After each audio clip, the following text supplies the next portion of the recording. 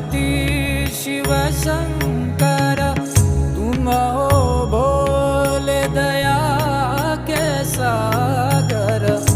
दूर करो सब दुख हमारे, दूर करो सब दुख हमारे। शंभो शंकर नमः शिवाय, गिरिजा शंकर नमः शिवाय। आदिदेव तुम नमः